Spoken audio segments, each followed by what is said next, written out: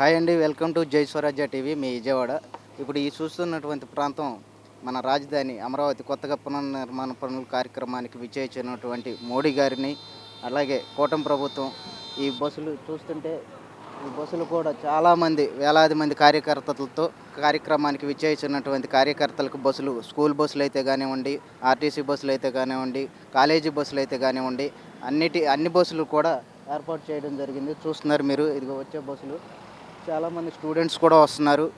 అదేవిధంగా వచ్చిన కార్యకర్తలకు కానివ్వండి, రైతులకు కానివ్వండి, ఎలాంటి అసౌకర్యం కలగకోకుండా మజ్జిగ ప్యాకెట్లు కానీ, వాటర్ ప్యాకెట్లు కానీ, భోజన కార్యక్రమాలకు కూడా చాలా చాలా అంటే చాలా మంచి కార్యక్రమాలు చేపట్టడం జరిగింది ఈ కూటమి ప్రభుత్వం.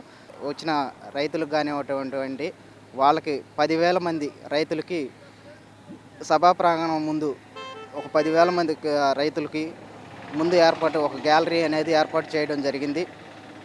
అది మీరు చూస్తున్నారు. ఇదిగో ఈ రాజధాని ప్రాంతంలో కొత్తగా పునర్నిర్మాణ కార్యక్రమం, అభివృద్ధి పనులు జరపడానికి ఈరోజు మే 2వ తారీఖు 2025 అనగా ఈరోజు మధ్యాహ్నం 3 గంటలకి ప్రాంగణంలో స్టార్ట్ అవుతుంది.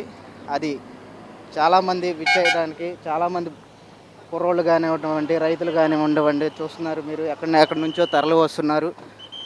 చాలా అంటే చాలా ఎన్టీఆర్ జిల్లా, అలాగే కడప జిల్లా, అన్ని జిల్లాల నుంచి చాలామంది తరలి వస్తున్నారు ఈ ప్రాంగణాన్ని దర్శించి. అలాగే మోడీ గారు ఏ నిర్ణయం తీసుకుంటాడు, ఈ అమరావతికి పునర్నిర్మాణ అభివృద్ధి కార్యక్రమానికి ఎలాంటి అభివృద్ధి పనుల్లో ఆయన ఏం మాట్లాడతాడు అనే దానికి కానీ, ఆయన మాట్లాడే మాటలకు కానీ అవి ఏమింటాడని చెప్పేసి మాట్లాడడానికి చాలామంది తరలి వస్తున్నారు.